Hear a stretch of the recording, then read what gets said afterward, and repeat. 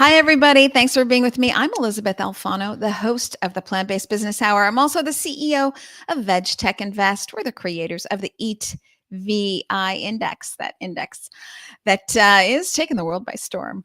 So very exciting to have the last Plant-Based Business Hour of 2022. What a year. We're going to get into that. What a crazy, freaky year.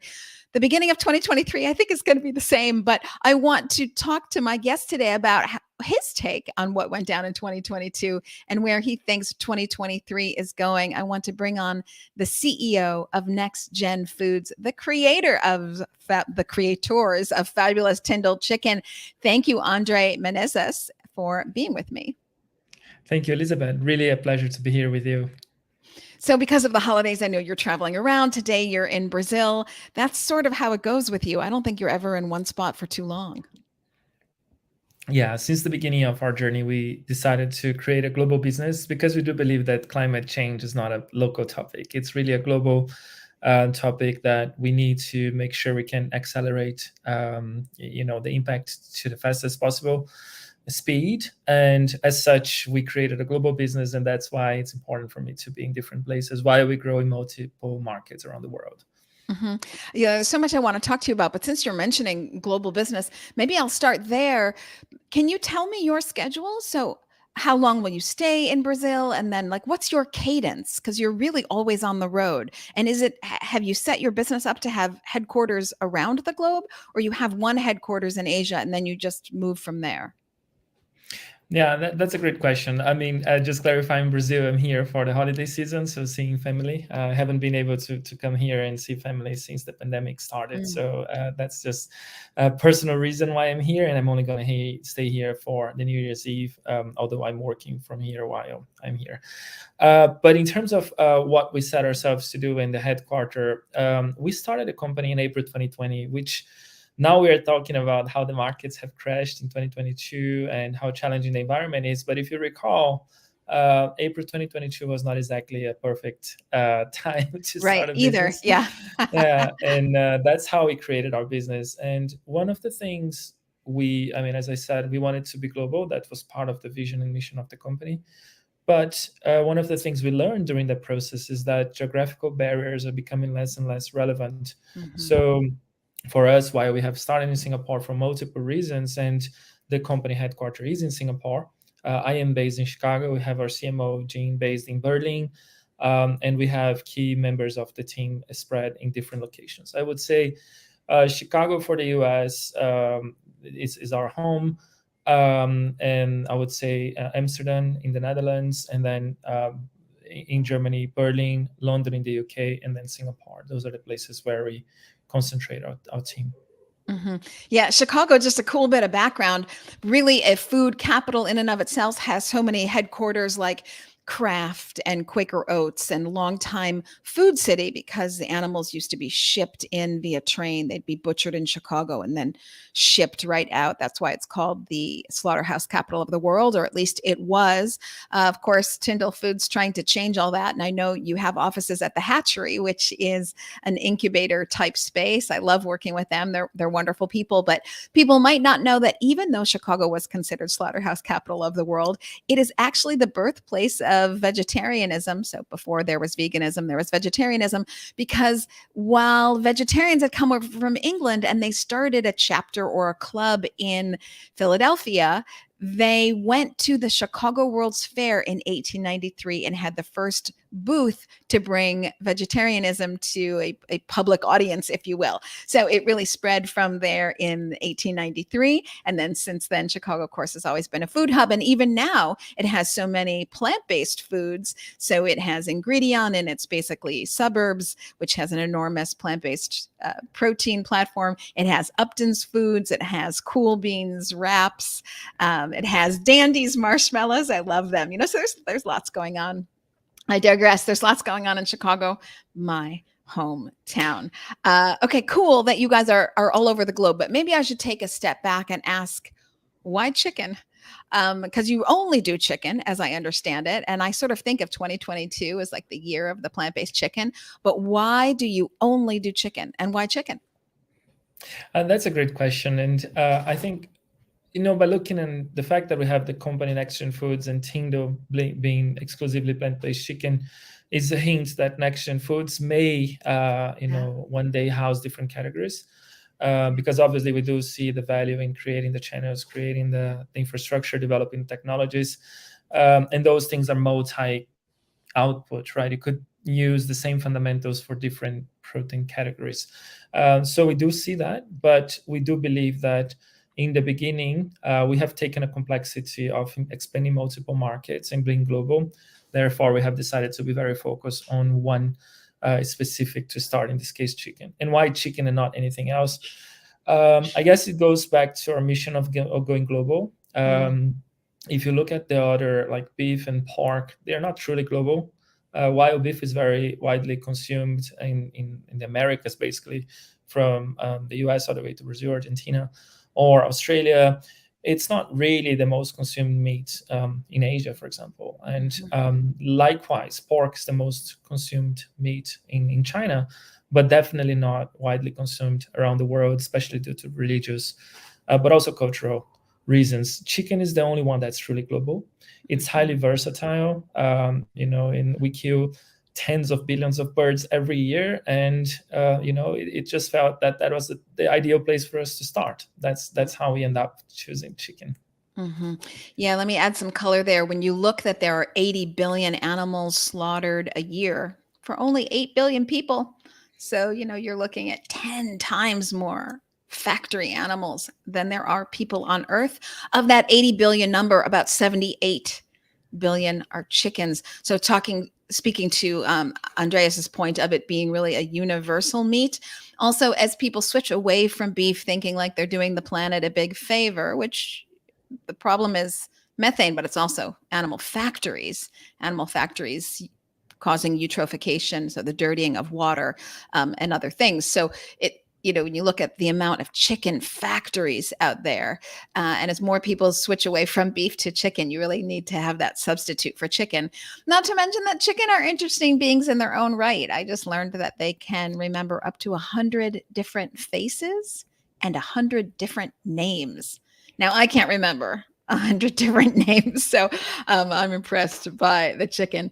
Well, okay, so you've done some cool things, though. You're not only in chicken, you're also, as I understand it, only in food service, or really focused on food service. And why is that? Yeah, just before going there, I think adding one element of chicken that people don't really realize that often. Obviously, the sustainability message on beef has been thankfully widely, spread, thanks to the folks like Beyond, one of the pioneers of the pioneering in this space in the last decade, and we own a lot to that. But on chickens, for example, the antibiotics and the diseases that are that they can be communicated through birds and migratory birds. It's a real issue, and it's so normal for us to see H1N1 and so many avian influenza spreading. And the idea of viruses coming from animals to humans, we know that this can generate quite catastrophic issues, not to mention antibiotics that are largely used in feeding those chickens, but for growth purposes ultimately. But that those are public health perspectives that just makes us even more on an urgent drive to replace as much as possible of animal chicken, of birds, into plant-based chicken. But you asked about channels, right? And wait, hold on, because now you've said so many things there that we are getting to business folks, but Andreas has opened the door that I have to say more things. Please go to the August edition of Consumer Reports. You'll see they do a report on the safety of chicken, and they found that 31% of the ground chicken that they tested from factories all over the US, 31% had salmonella. And when the USDA was told that their findings had 31%, they said, oh gosh, usually we have about 25%. So if you think chicken is the safe way to go, you are sadly mistaken, not to mention, of course, avian bird flu and all the saline that's injected, all the antibiotics. So I just thought I would share Andreas's concern about really the health and safety standards of chicken.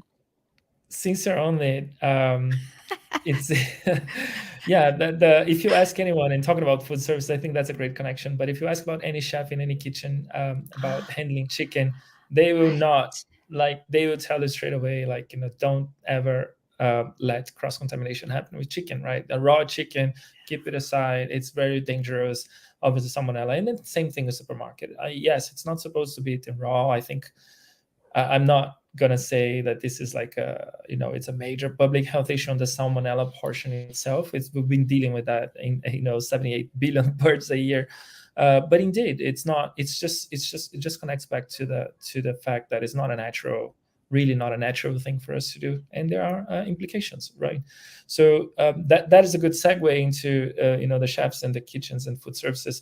So yes, we when we started our mission in our company, we did study in depth what were the challenges for the category in terms of consumer adoption, from a perspective of understanding what chicken means in consumers and chefs' minds, but all the way into understanding why someone would have or would not have plant-based meats. And one of the things we learned is that there was this very negative, and obviously still is for a large portion of the population, very negative perception that plant-based foods are tasteless cardboard.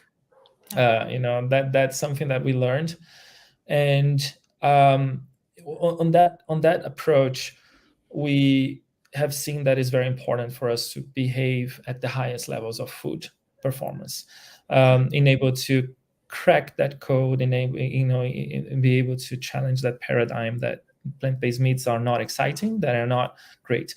And then when we looked at what is the pinnacle of food and what food really represents to consumers, we learned that food is much more than just ingredients.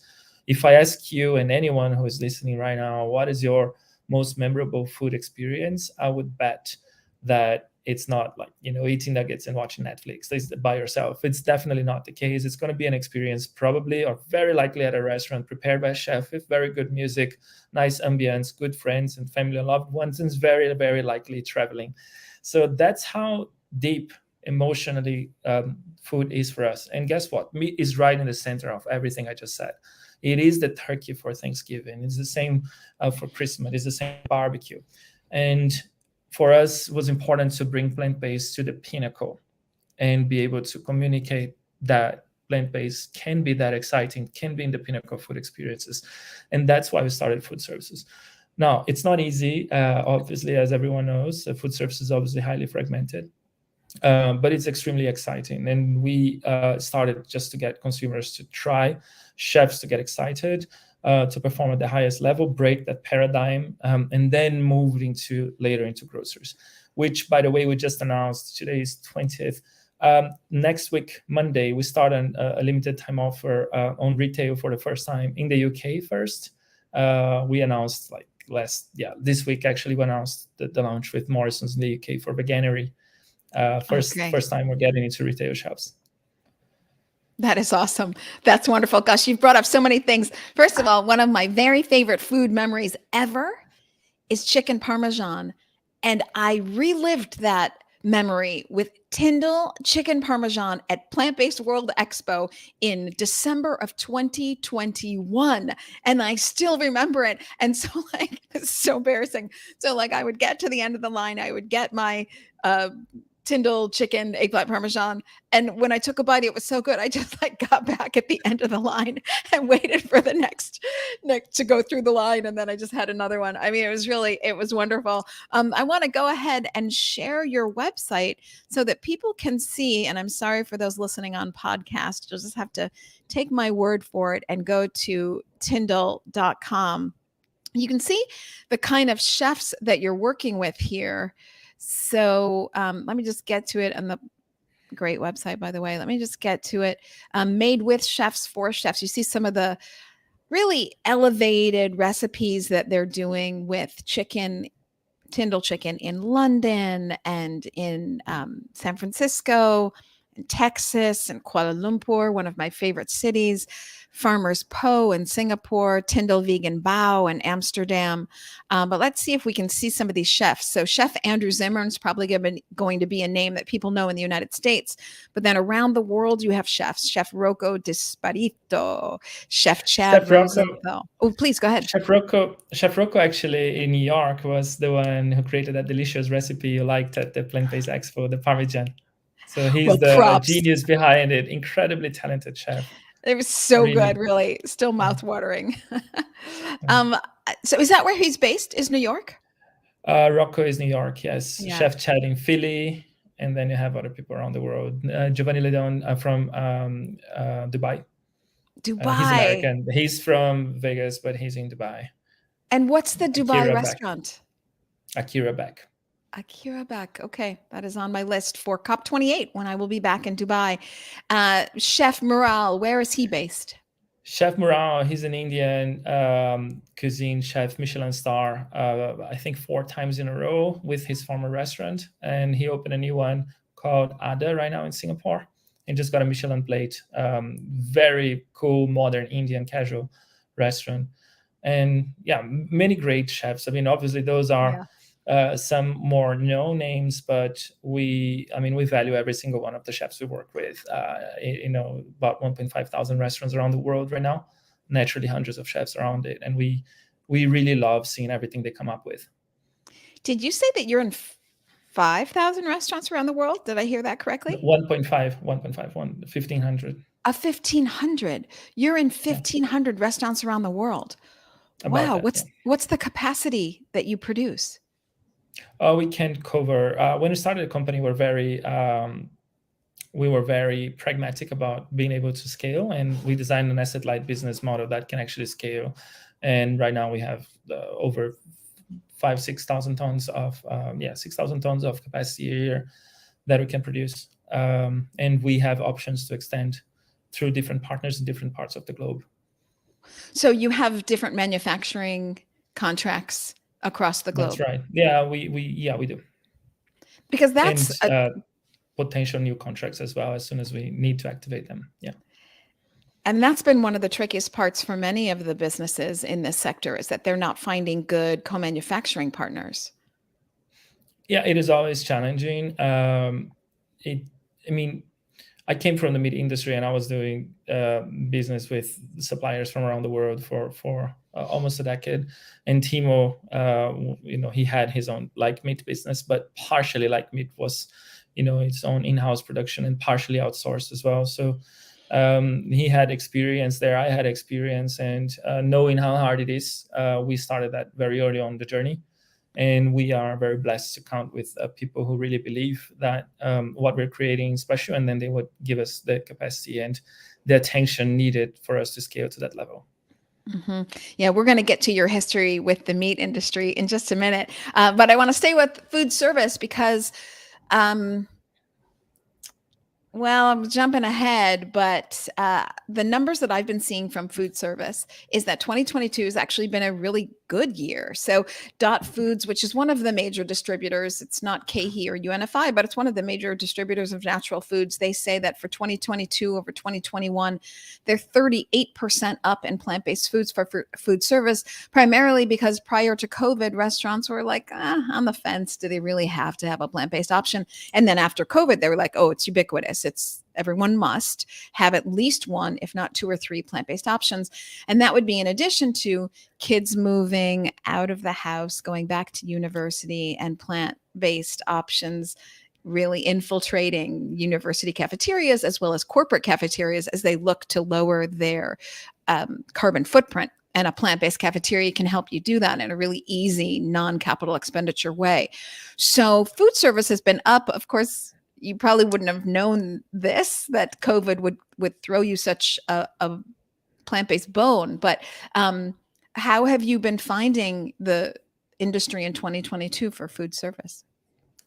Yeah, it's mixed. We do work with Dot Foods, by the way, great partners. We have redistribution with them, and we have over 105 distributors ordering from Dot and distributing in the US alone. But I guess the learnings are obviously we're able to scale from 0 to 1,000 restaurants ish in the US in within 2022. It's not even a year. It's like within 2022. And that means there is openness, there is excitement, there is demand, there is everything extremely exciting. The category is not anymore. We don't need to explain what plant-based is most of the times. That's already the hurdle is already set. That's number one. So that's great. There is a recognition of the importance and relevance. So mostly on positive side. The only challenging aspect for 2022 we have seen for food services, which is no news to anyone but affects everyone, is that labor shortages have been impacting the industry sectors, hospitality, F&B, and as such, the menus, the new menu innovation adoptions, they may have they were just slower than we would like them to be most of the times. In many cases we had restaurants super excited to launch and ready to go, but just that time to launch was a bit slower than it usually would have been. Other than that, it has been great. We are very happy to see the demand growing in food services and how consumers love it. And what is the process? Are you going and finding the chefs, and then a couple celebrity chefs kind of pave the way for others? Or are the chefs embracing plant-based and then going to the marketplace and finding their best plant-based option? How is that dance happening? It's really a combination of all of it. It's we do not engage with celebrity chefs on a commercial agreement. We do have advisors that just give us, their guidance on the steps in the markets that we initially were not familiar with, and who are the names we should go after and talk to restaurant groups and flavor profiles and all these things. So, but that's one element for us. But I guess there is another key element, which is we have just now internalized as well our food services team, just recently announced it, because we see that a key thing we do is basically to go after the most promising clients ourselves and be able to communicate directly with them and do that business development portion in-house. That's something we are doing, but it comes from all channels you can imagine. I'm sure could be someone watching this video right here and get interested about TiNDLE, reach out to me on LinkedIn and we start from there, or reach out on our website. It's really all across the board. As you said, trade shows as well, NRA and others. Yeah, and Chicago being such a great city for that, the National Restaurant Association and International Foods Technology Show, both of those happening at a huge convention city, which is Chicago. Have you cracked the code for Paul Kahn of One Off Hospitality yet? Because I would really like to see that happen. Do you know who I'm talking about? Actually, no. I'd love to give it a try. Okay.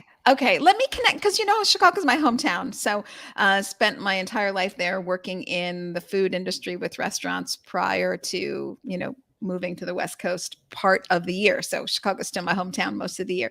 So let me connect you with a couple chefs there, because there's some high-end chefs that, have 4, 5, 6 restaurants under their belt, Michelin star chefs like Paul Kahn. So, okay, let's crack the code on that together. The great thing when you have a chef that really champions your food and or brand, not only are they willing to work with it and do outstanding recipes, but they're willing to do some of the work, at least, to educate the consumer. So how much is your education to the chef trickling down to the end consumer? Great. Absolutely fantastic question. Because the education is such a key portion of everything we're doing. Remember when I said that even the channel we started is all about education? And I would even say that currently the biggest challenge for the category, I think we have managed to cross the hurdle of technology, getting the products to taste good, which is already the case for many applications. Not all of them, but there are already great products and great applications. We have managed to cross the scale barrier. We have managed to cross from manufacturing capacity perspective, not to replace meat entirely, obviously, but to bring scale to a commercial level. And now the next big one is education, right? So, and to your point, yes, chefs are incredibly important on that, because when you go to a restaurant and you are, as a consumer, making a decision on what to buy, you're basically, usually the reason why you're there is it's not usually just to eat a routine dish, right? You're already trying something new. We want to see that creation from the chef, that art, that craftsmanship. And that is, doesn't need to be plant-based, but anything that you're having at a restaurant will teach you something new, be a new way of combining ingredients, be a new way of getting a sauce, a new texture, new combination. It's always, for those who are foodies like I am, You're always learning when you go to a restaurant. There's always an education. I didn't know certain ingredient could match so well with another one, and so on and so forth. That's the same for plant-based, and we do see a lot of trickling down to consumers from chefs. But I would even say that it goes both ways, right? One is the education to consumers, but also educates us on what is actually working or not in terms of dishes that are becoming popular or not. In fact, that's how we decided what to produce in retail and how to produce it. What are the shapes and sizes and coatings and flavors that were most popularly being accepted and sold in restaurants? That has served as one of the inputs for our innovation process as well. So it goes both ways. Us trying to educate consumers about it, chefs helping us on that process, but also consumers educating us on what they really want to buy. Mm-hmm. Yeah, I love the fact that you started in food service, because as funny as this sounds, not everybody knows what to do with a plant-based item. So I love that their first experience is a really good one, because like my partner, we buy Beyond Meat, and we've been doing this now for a couple years. And just last night he was like, I finally figured out how to make the burger. And I said, well, what did you do differently? And he said, well, this time I followed the instructions, because it never occurred to me that I would do anything differently than what I do with a regular burger. And just the heat time and the intensity of the heat, these things are all slightly different. And he was like, I really taste the difference, and it's really a big deal. So for me, I don't eat meat. I haven't in decades, so I don't know the difference, but he could really tell the difference. And so I think plant-based should always start at the hands of a good chef, because we see in the newspapers lately, or periodicals, like, oh, consumers aren't repurchasing, which I have my doubts. I think they're just shifting from purchasing in the grocery store to purchasing at a restaurant. So I don't see that as a logical conclusion. But to follow the trade periodicals, say like, oh, the repeat purchase isn't there because they're not having a good experience, and I just don't think they know what to do yet. So I love that you have your food at the hands of great chefs. But look, we are very tough with plant-based because it's so new, and we obviously take it to the highest bar, meat, right? But just imagine that you have never had eggs in your life, just never seen eggs in your life, never cooked, never had, and it's a protein that's super complex, and you can do so many things with it. But if you you don't even know how to open it, frankly. You don't even know, if you give to someone who has never cooked, and then and then you overcooked it, undercooked it, it's dry, or it's dangerous, if it's raw, it's disgusting for some if it's still raw, and there's so many tricks in egg. Actually, egg is one of the most complex things to cook ever, and the same is true for chicken. Actually, it's so easy to get a chicken poorly cooked, get super dry. We're not critical about chicken, because when the chicken is not great, we blame the chef, the cook. When plant-based is not great, we blame the product, because that's usually the first time we're trying it. So a lot of it is that, and it might be affecting. I would, see that the velocity, the repurchase rates are not high, and it might be simply because it's a new protein, and as any new protein, animal or not, if you haven't tried and liked it when it's well prepared, and you try yourself and you mess it up, you're not going to like it. And usually you don't blame yourself for that. You're going to blame the product. That's what I think it happens in that case. Yeah. Well, again, I know that's what periodicals are saying. I see it's just a shift of the consumers really going out more. They're, obviously COVID's rescinding, so they're out. They're eating at the corporate cafeteria. They're eating at restaurants. But I know what you mean. I think from myself, people sort of take it as habit that they do all these precautions with chicken, and they wash their hands, and they wash the cutting board, and they don't let their kids touch it, and all this, like, oh my God, I would never take on the responsibility of cooking chicken. That's just like way too much stress, really. I mean, because all the salmonella, and if you have a toddler at home, I would never do it. So I think when people say like, oh, plant-based, I don't know what to do, I always think like chicken, I don't know what to do with chicken. So this is, I would think, would make people's lives less complicated. Let me ask you a question, because we're still on chefs and all the great work they do. What came first, the chefs or the investors? Because you had a great raise. I think your Series A raise was 100 million. So you're kind of leading the pack in plant-based raises. Was it all those celebrity chefs? What did the trick? Not at all. Not at all. For us, any chef is a celebrity. The only difference is the sphere of influence. Be a celebrity on dictating what's the menu and the influence over the consumers that are going to that restaurant. Any good chef, obviously, right? I'm just talking about the good ones. But any chef who you may never have heard of, who's doing a great job, sometimes back of house only, but consumers are loving the dish at a certain restaurant. The chef, to me, is a celebrity and an influencer. What changes in the end of the day is this sphere of influence. When we started with, capitalized the company in $2 million only, not a fund in the very beginning, and we created everything from product concepts to brand and the very early leadership team. And we involved chefs in every single step since that beginning.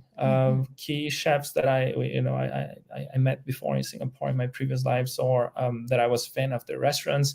And I think, if I'm not mistaken, 9 cuisines that we tried, and we're bringing concepts, frankly, still in a Ziploc bag. It was like, there was no even it was just a concept, and we're bringing on a Ziploc bag and say, chef, would you like to try this? Me, would you like to try this? One of them is Chef Adam in Singapore. Fantastic guy. And we were getting feedback from the chefs during the creation process. And that preceded any external investment. And when we went for investment, part that I would believe has given confidence to investors was the reception of chefs, reception the menus, and then ultimately reception consumers when we launched as well. And they tried. Most people, at least in Singapore, who we were there, they managed to try even pre-launch as well. So then what is it that you think brought the investors in to the tune of $100 million? Is it that they saw your ability to scale? Is it because you came from the meat industry, so they felt you had intimate knowledge of the space? What do you think brought them in? I can't speak on behalf of investors, but I do have, obviously my understanding of the situation. And when we even aimed for that, why did we aim for that in the first place? But I think first it's important to recognize the macro. We're very pragmatic, and obviously the macro was very positive, and excess liquidity, low interest rates, high inflation. And we did our funding strategy, obviously knowing that just like when we started, there was end of the world situation in April 2020. We knew that end of the world situation wouldn't last forever. And we also knew that the extremely positive market conditions and liquidity would not last forever. It's cyclical, it goes up and down. And that's number one. We recognize that. We're very pragmatic about it. And no one knows when it's going to crash and when it's going to go up, but we are always very pragmatic about the macro and the macro uncertainty. That's number one. Number two, I guess I would say the most important thing that I would say, what have we done then? That how did we manage to raise this? It's about the business. It's not about the product. It's not about the brand. It's not about the chef. It's a combination of everything. It's a combination of how do you think of this category, and investors who believe that the category is going to really make a breakthrough into the meat consumption. Who believe that we are, with the business model we have designed, with the product and technology we brought it, with the ability to scale it up, when the contracts we had at the time already showing how we could do it, and the early stage successes, and all of those proof points, and the leadership team. So it's a series of many ends that when put together, they combine into one very interesting business case. And I would expect, at least when we're pitching the business case. We're not pitching A or B or C. We're pitching how all of that came together in a powerful way. You and I are actually doing something quite similar, and that, as I had mentioned at the beginning of the show, so with VegTech Invest, and we have our EATVI index, I'm constantly going to Wall Street and speaking to them about the macro, where the entire sector is headed, what kind of delta or change will you see that you can make money on, and why this trend is going to happen, in our estimation, very quickly, as we call it the great food systems shift. Why is food going to shift really quickly to be more sustainable? And obviously that means plant-based. Some of the things we've talked about here and on this show and other times, methane, deforestation, biodiversity loss, pandemic risk, antibiotic risk, better health is needed. Use of land and water. There's lots of reasons. But when I go, I'm constantly talking about the macro, and it isn't one product. So they're usually Wall Street saying, oh, but Beyond or Oatly. And I'm always saying, no, look at the macro, look at the trends. Why are the consumers shifting? Why are industries shifting? We'll talk about your experience in the meat industry and look at what you've done. We see even the meat industry is interested. Why are governments shifting? You see investment now coming from China and Holland and Singapore and Israel and the United States and Canada.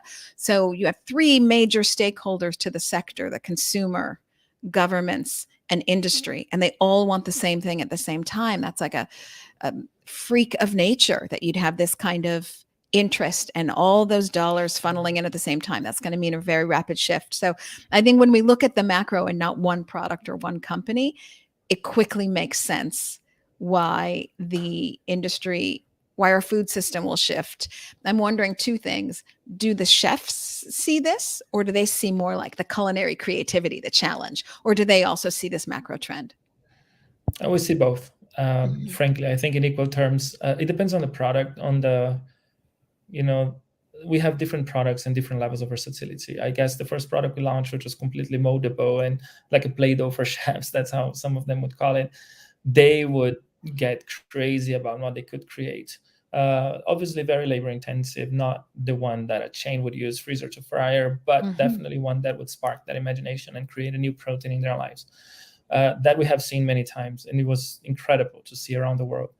And we still see with people who are seeing that for the first time. But I think the overarching understanding of the industry, and chefs usually do, and they have a new generation of chefs.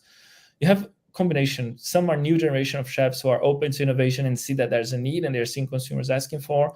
But you also have very highly influential chefs who have seen everything, and they know and they have deeper knowledge about the food systems and how they need to play a part in change. And Andrew Zimmer is one of them. Jose Andres is definitely another one of them. I think Chef Rocco as well, another one of them. So you have all of those elements playing an important role. But I think one of the things when you're saying the shift and the macro change of paradigm, one, it's damn hard, and it doesn't matter what paradigm we're talking about, if it's from horses to cars and whatnot. But it just feels slow when you're living it. But if you look back 10 years ago and you see where we are, it's an incredible shift in 10 years on a paradigm that has been around for thousands of years. And that's ridiculously fast. And it's growing even faster now. So I think we end up losing sight when we're looking at quarters. One of the questions I like to do when talking to investors or to anyone is 200 years from now, do you really believe we're going to be producing meat the way we produce right now? And it's funny because everyone says obviously not. And then I was like, what about 100 years from now? Yeah, definitely not. And then it starts to get blurry. It's when you're talking about how long is it going to take? Is it 5, 10, 15, 30? What's the extent? What's the speed? What's going to happen? So I haven't seen yet someone who would say, no, I think meat is the answer forever to feed 10 billion people or more with an extremely high intake of protein. I haven't seen that yet. So it's basically just, I think, calibrating those things and finding out how to accelerate. My prediction is that major change happens in my lifetime. So we're giving it 30 years, folks. That's my number, 30 years for meat to be out. Okay, let's talk quickly about why you left the meat industry and what did you do in the meat industry? Meat industry was a fantastic journey for me. And I did everything from, I started my career in the meat industry from a shareholder, an investment fund who was one of the largest shareholders of the largest poultry exporter in the world. Largest poultry. Did you say poultry exporter? Poultry, yeah, okay. Chicken primarily. 8 million birds a day slaughtered a day. Yeah. Yeah, insane. But I, as an investor, we had a thesis of how that was the future of business, and especially chicken. All those things that you look at it from the outside and may think that that's the answer, especially because it's more efficient than cattle in terms of meat production. So and then I decided to go in and learn everything from the inside. So I went to work with supply chain. I learned literally everything from farm to fork, both in Brazil for a few years, where the company is based in, but also in Singapore.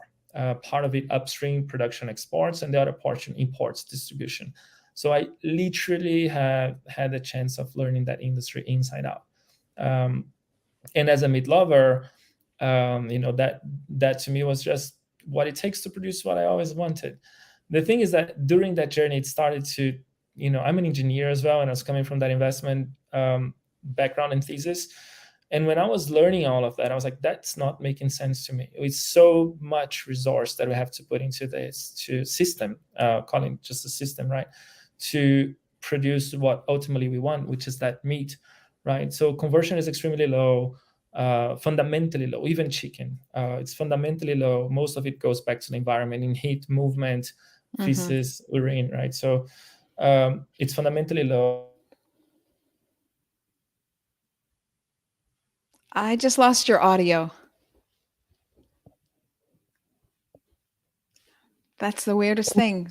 Can you hear me? Now I can hear you. Lost my connection. Sorry about that. No worries.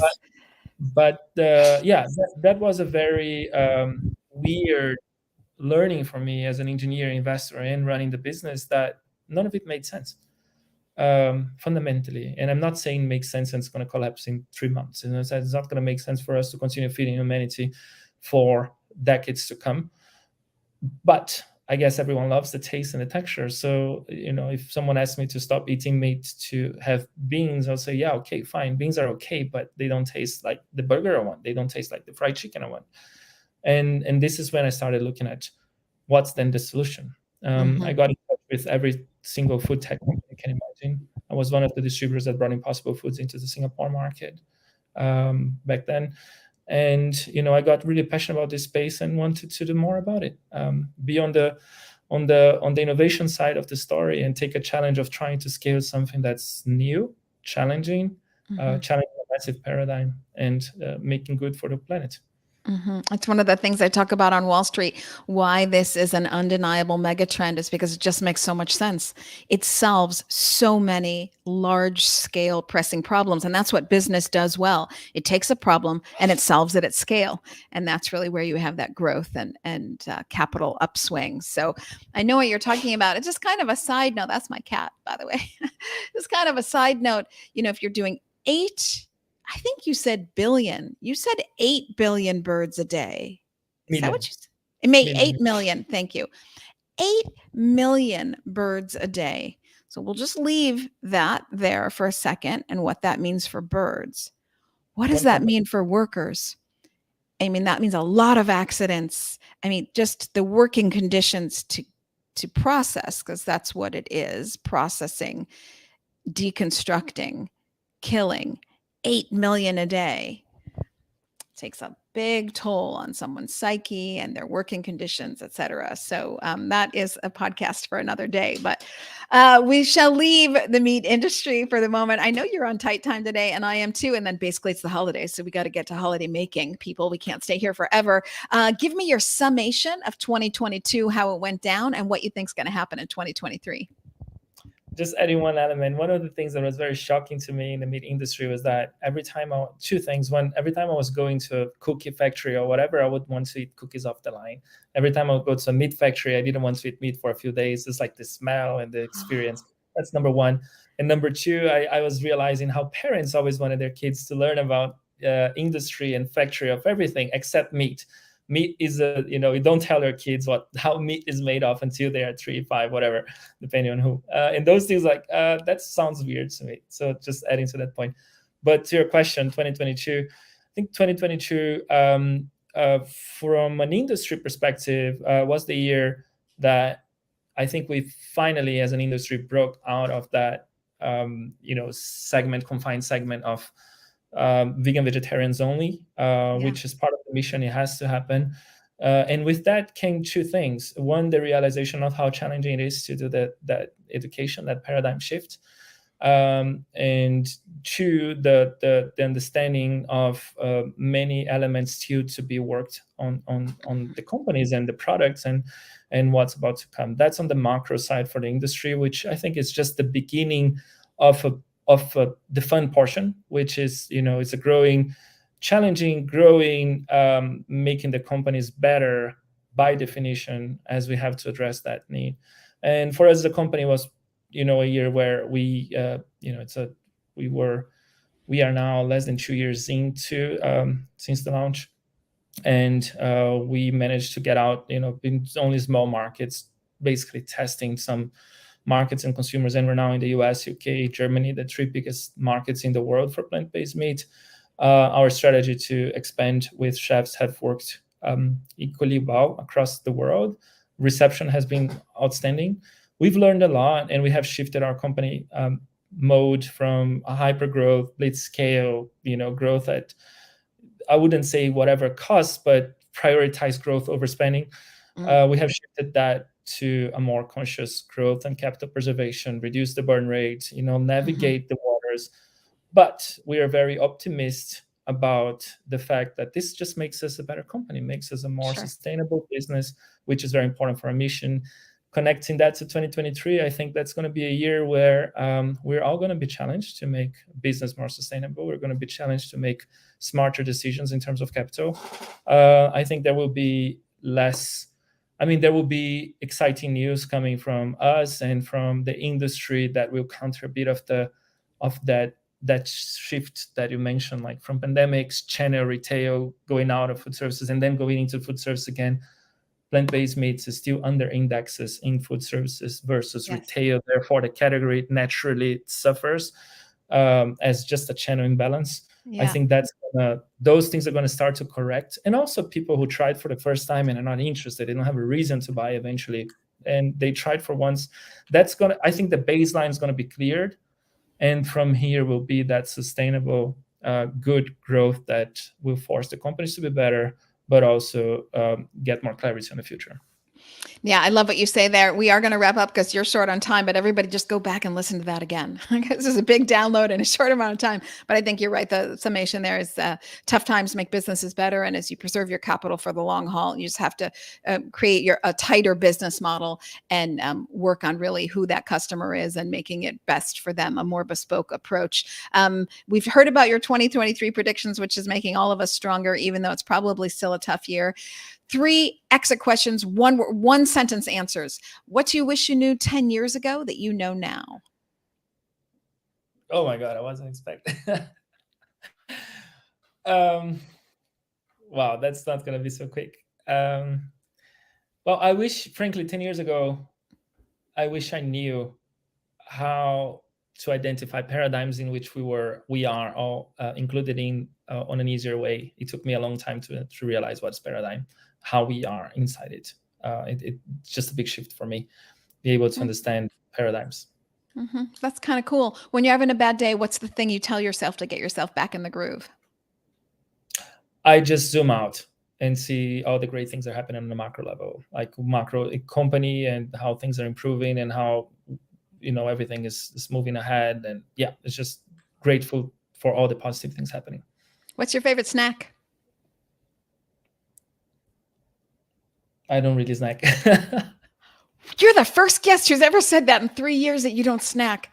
Okay, well, we'll have to have you back on the Plant-Based Business Hour so that you can have some snacks. Maybe the next time we'll snack together. I want to let you go because I know that we're late. Everybody, I will do one more podcast just myself, giving all my predictions for 2023 and maybe even recapping some of the great stuff that we did here. But I say goodbye to Andreas because I know he has to hop. I want to thank all of you. I will see you again on podcast. Thank you for listening on Facebook, YouTube, Twitter, LinkedIn. And thank you for subscribing on iTunes. Bye, everybody, and happy holidays.